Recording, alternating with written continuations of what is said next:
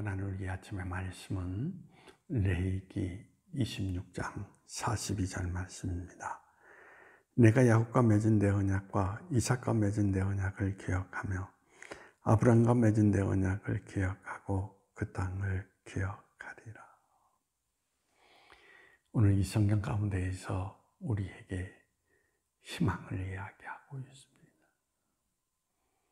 혹 너희가 죄를 범하였다 할지라도 너희가 자복하고 회개하며 책임 있는 모습으로 내 앞에 설 때에 나는 너희 조상 야곱의 하나님이 되고 또 아브라함의 하나님이 되어서 약속했던 그 모든 것들을 기억하고 너희를 건져주리라 라고 이야기를 하고 있습니다.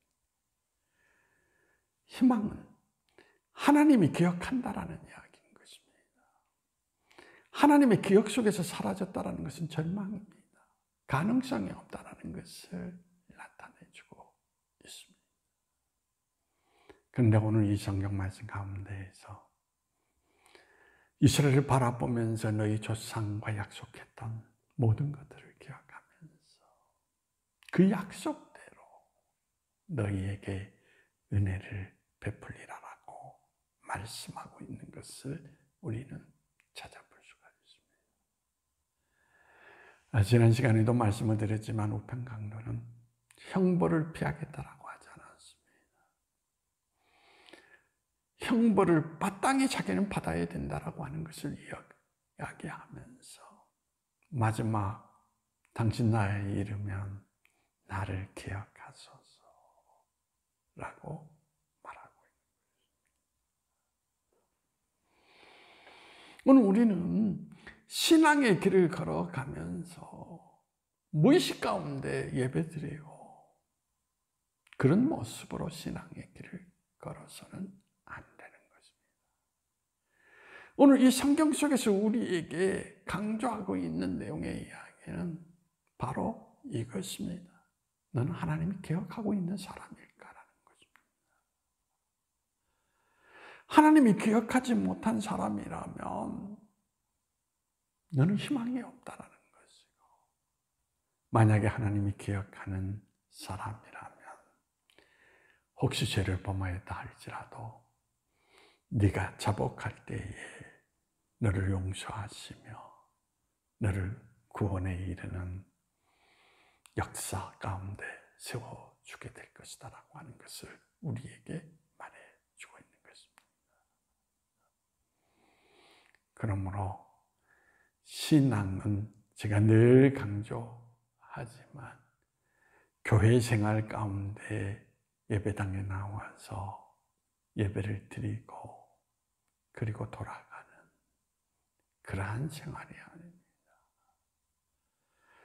하나님이 정말 나를 받아주시고 나를 하나님의 자녀로 삼아주시는 가운데 하나님의 가슴 속에 내가 들어가서 바로 하나님이 기억할 수 있는 새겨진 이름이 될 수 있는가 라는 이야기입니다.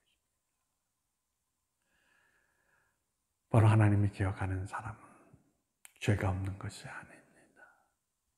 오늘 이 성경 속에서 강조하는 거지만 하나님 앞에 거짓됨이 없이 진실한 마음으로 그가 하나님께 돌아와서 서 있는 모습, 바로 그 진실함이 하나님이 기억하는 하나의 요소가 된다라고 하는 것을 우리에게 말해주고 있습니다.